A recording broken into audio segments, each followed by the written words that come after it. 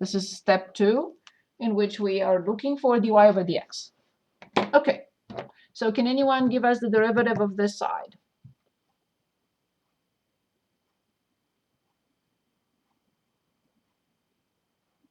The left side is 1 over y.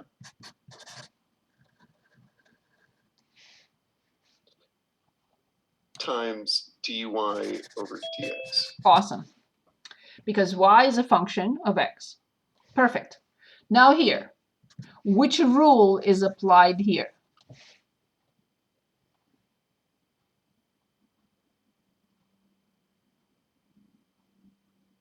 Is it factor and chain? We cannot factor. It's already a product. Or no, product rule, sorry. Yes, awesome. Yes, yes, the answer is yes. Good. So how do I differentiate cosine x? Negative sign.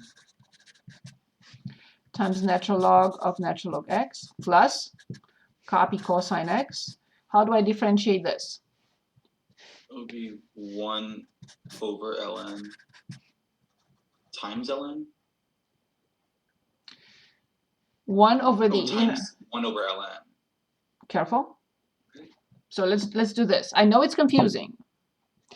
So I'm differentiating the natural log. It has to be 1 over whatever. But now I have to differentiate the whatever. So it'd be 1 over ln again. X. Or 1 over x. Indeed. Indeed. Oh. Perfect. So I'm going to condense this a little bit and hopefully fit it in one row. So 1 over y times dy over dx equals negative sine x times natural log of natural log x. And I'm going to write this in as plus cosine x, x times natural log x. So I condensed it. It's shorter right now. Good. I'm solving for dy over dx. What should I do to both sides? This is what I'm looking for. Not for 1 over y times dy over dx. I'm looking for this alone. So what should I do to both sides to get this alone on one side?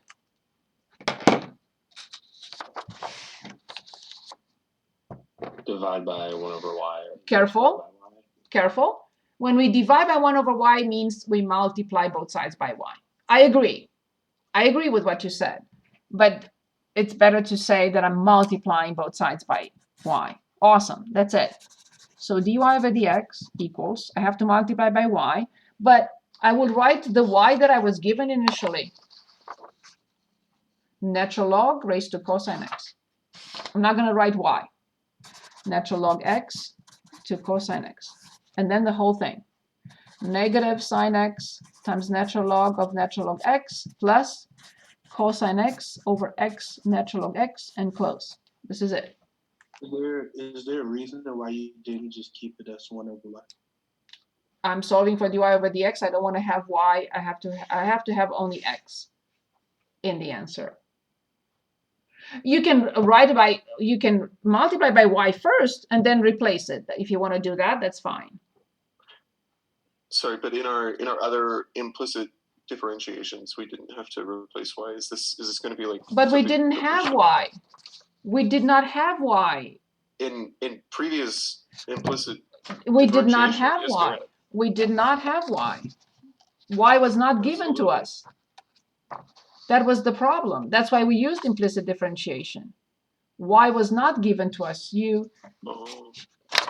I couldn't replace. There is no y. You cannot solve this for y. I would have, if you can solve it for y, then I would plug it in. But no one can solve this for y. You cannot plug it in. So is it just the difference between when we have? When you have the function, you have to use the function. Yes. Yes. Okay. Very good point. Thank you. Yes. So this is implicit differentiation combined with logarithmic differentiation. Why? Simply because we don't have a rule for this. A function raised to a function. Could you leave that for a second? So Sure. I can that down? Yes. Thank you. Yes. Remember, the notes will be posted after class. You know that, right? Just to make sure you know that. Yeah. Okay. But do you know where to find them or not? Yeah, I do, but okay. I mean, it doesn't matter. You can take it off then. No. Oh, it's Michael. Okay, sorry. I know. Yeah. I'm sorry. Yes. That's Well, okay. you can take a picture of it, or I can send you the file after class. I got it. It's okay. Thank you. Sure. Good. Let's share the screen. We want to work on another problem. And then I want to show another application, number one, that I skipped for a moment because I wanted to get to the core of this. Would you like to choose another problem? 48 or 45? Yeah. Mm. No, we haven't discussed that yet. Can we do 48? 48. We haven't discussed that yet. This is not a function raised to a function yet. Maybe 57 then? 57 is not a function raised to a function yet. Okay, let me Oh. choose 53. So we have y equals cosine x raised to x. This is not cosine raised to a power. This is a function raised to another function. What do we have to do first?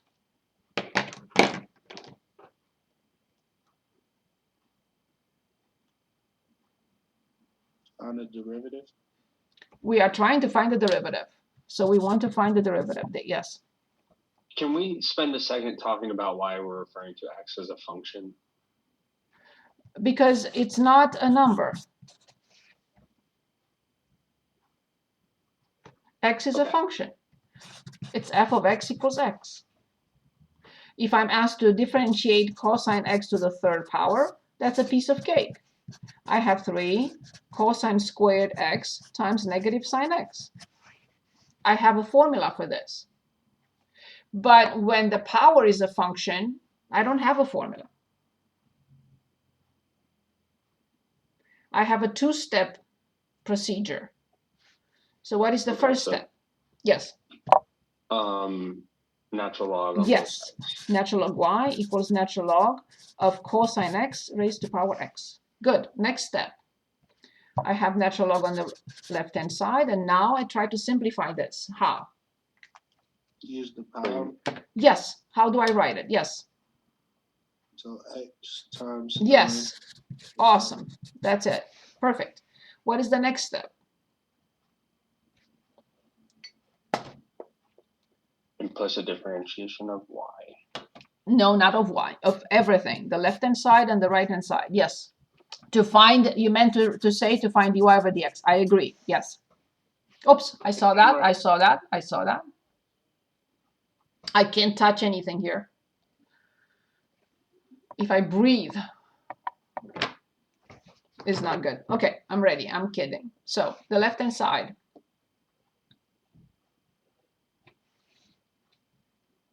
Is 1 over y times dy dx. Excellent. Which rule applies here?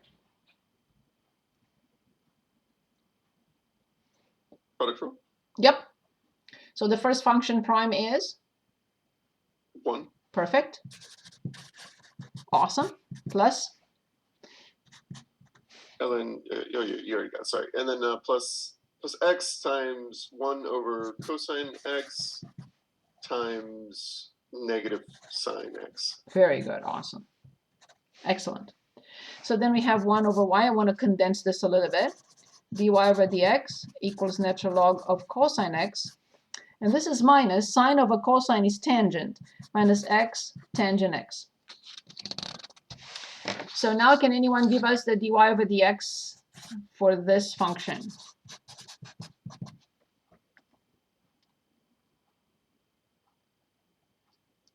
Keeping in mind that y is cosine x raised to power x.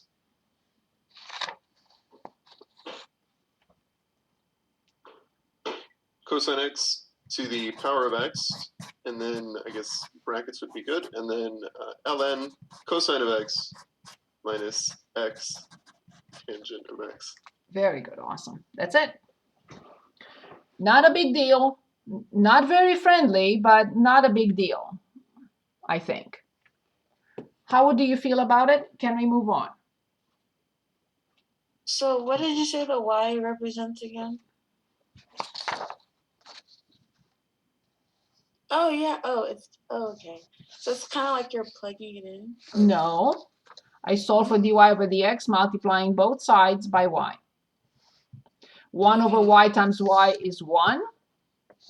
And all this times y is this. Is that better? Yeah. Okay, can we move on to number 1 that I skipped? A few minutes ago, I said I'll come back to this number 1. So number 2 is for something like this. And that's the most important one. And this is something that we can consider every now and then, depending on the problem. So let's take a look at now. So for example, if we look at 45, we have a function that is y equals x squared plus 2 everything squared, and then x to the 4th plus 4 everything to the 4th power. And they say use logarithmic differentiation to find the derivative. Is this absolutely necessary? No. No, it's not. This, however, is absolutely necessary. For number 2 is carved in stone. Absolutely necessary. For number 1, no. It's a practice. We can apply natural log instead of using the product rule with the chain rule. We can apply natural log to both sides.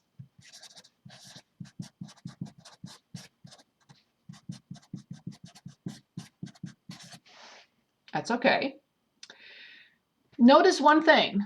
I forgot to mention this. Every equation has a left-hand side, an equal symbol, and the right-hand side. If you continue to the side, or if you have 2 equal symbols or more in an equation, I'm so sorry, but I can't give any credit. So every equation is on one row or one line by itself, a left-hand side, 1 equal symbol, and 1 right-hand side. You cannot continue to the side. If you write here equals x natural log cosine x, I can't look at it. So please, all equations have one side, one left, one right, and 1 equal symbol. You cannot continue to the side. Okay, notice exactly how I present everything. 1 left-hand side, 1 equal symbol, 1 right-hand side. 1 left-hand side, 1 equal symbol, 1 right-hand side. So I copy natural log on the left-hand side, and we just reviewed the properties of log. So how will you expand this? This is condensed now. One expression and log applied to it. But now I want to expand it. How do I expand this one? Using the properties we just discussed a minute ago. Well, probably 15 minutes ago. Log A plus log B. Yes, awesome. Natural log of x squared plus 2 everything squared plus natural log of x to the 4th plus 4 to the power 4. Okay. You do not continue to the sides, please. Natural log y equals. Is there a property that I can apply here? Is there a property that I can apply here? Product rule? There is no product rule. This is not a product, and this is not a product. Bring the 2 and the 4 down. Yes, awesome. Excellent. That's all I needed. And here? The 4. Yes, of course. Yes, awesome. Now we apply natural log. Now we are differentiating. 1 left-hand side, 1 equal symbol, 1 right-hand side. So can anyone give us the left-hand side?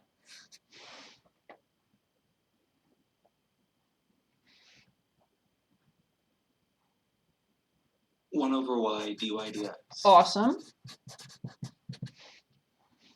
2. How do I differentiate this? Over x squared plus 2 Time. times 2x Awesome. Very good. Awesome. So 4. plus 4 times 4x over, x4 to the Times. 4x to the 3rd. Very good. Awesome. Great job. I will simplify tiny bit and then multiply by y. What y? This. This is our y. So then I have dy over dx equals x squared plus 2, everything squared, x to the 4th plus 4, everything to the 4th power, times this. 4x over x squared plus 2 plus 16x cubed over x to the 4th plus 4. Now, if you ask me, you may not ask me, but I'll tell you anyway. If you ask me which one you prefer, if you ask me, do you prefer the product rule with the chain rule, or you prefer logarithmic differentiation? I would definitely say not logarithmic differentiation. Why? Because this is not fully simplified. I still have to find the least common denominator. I still have to multiply the numerators by what they need and so on and so forth to simplify it. This is not fully simplified. So I don't prefer this unless the problem is asking me or it's a difficult situation and it will be easier if I do apply log. Otherwise, I will not. Because this is not fully simplified, and when we get to chapter 4, you will understand that this is not useful. But for the purpose of just finding the derivative, it's okay. If we have no other reason for this, just find the derivative and move on to something else, yeah, it's okay. But for chapter 4, this is not useful. It's better and easier to differentiate the product. But it's a technique. It's a technique that I said from the very beginning. It's number 1 here. That is not required. It depends. If it simplifies our life, we use it. If it doesn't simplify our life, we will not use it. But this one, I have no choice. I like it or not, it doesn't matter. I have to apply natural log to both sides. Okay, so the last thing that I wanted to, any questions? I'm sorry, any questions? Any questions? How do you feel about this? I do have one question. Sure, yes. So right there on the line that starts with 1 over y, dy over dx. Yes. In the numerator, why didn't you distribute the 2 and it'd be like plus 4? So why is it not 2 times 2x plus 4? Why is it only 2 times 2x? Very good. The distributive law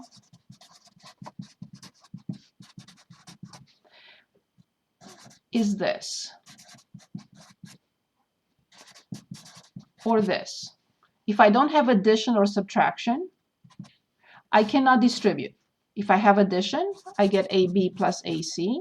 If I have subtraction or difference, I get AB minus AC. But if I have A times B times C, this is not the distributive law. Because I don't have multiplication and addition or multiplication and subtraction. This means ABC, or means BAC, or means CAB.